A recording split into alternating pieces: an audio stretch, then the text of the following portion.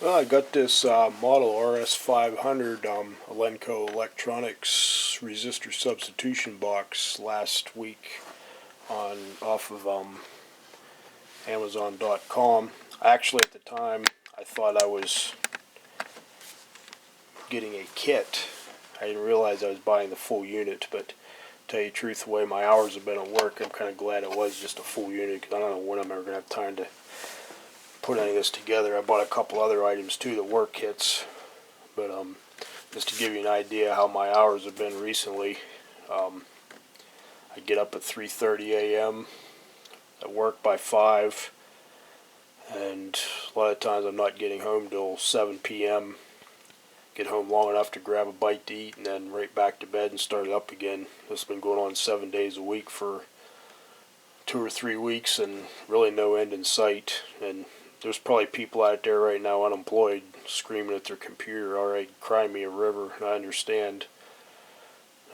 I guess I'm not really complaining. I'm lucky to even have a job, but at the same time, my life is passing me by pretty quickly, and there's a lot of things I want to do that I'm not getting done. But anyways, back to this. Going to see how accurate this is. I already connected this up, and I hit my relative button, which will take out the meter lead resistance. Okay, there's the 1 ohm. Looks like it's right on the money. We'll just add 2 ohms. We're right at 3. Okay, there's what should be 6, about 6.1. Not bad. 10.1.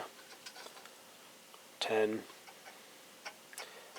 One thing about this, once you start adding all these switches in, you're going to get a small amount of residual resistance on each one of them, which tends to add some. So we'll go to the 10 ohm mark. We're right at 20. Go to the 20 ohm one. That gives us 40. 30 gives us 70. We're 110.2. So we're starting to drift a little bit now. 110.3. And I think a lot of that is you're starting to add in all the different switch resistances. Okay, we'll go over to the 100 side. Okay, 210.4. Add 200. Oh. I guess this thing doesn't auto range when you go back. Okay, we're at 411.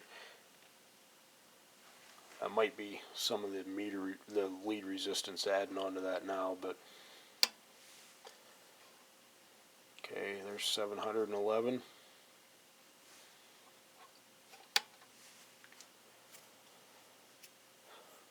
1109. 2111. 4.12K. 7.14. So we're as you go along, you definitely start adding resistance. I think probably because each one of these switches, this is pretty cheaply made. I only paid maybe, I can't remember, $15, $20 for it. So it's definitely, the switches that are in here probably aren't really low contact resistance precision switches. So as you go up, you're definitely adding resistance due to the switches. And of course, now I don't have my meter lead resistance removed, which that was only maybe about 0.4 ohms, so it's not adding that much.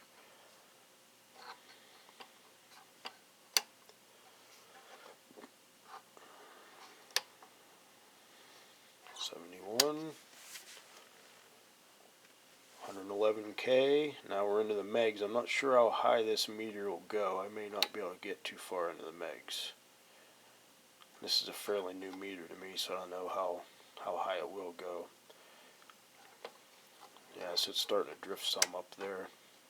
But still, it's not, I mean, Actually, I guess it's not that great. 3.1 mega ohms, that's pretty far off. That's 6.1. And this should be around 10.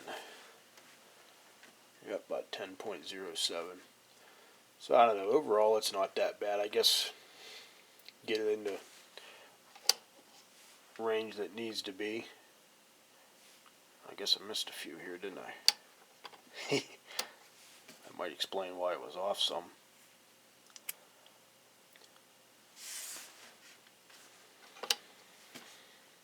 Okay, there, that's better.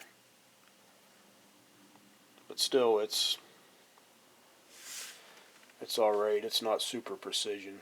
One of the reasons why I built this, one of the things I want to hopefully do a video on if things ever slow down a little bit where I'm working, is I'm going to measure dissipation factor of some of the capacitors that I have, do a little bit of a description on what's going on there and how you measure it and how it affects the circuit. So I thought this resistor substitution box may be a little bit better than, say, a potentiometer. Might be able to be a little bit easier to get those resistances right down to the 1 ohm range.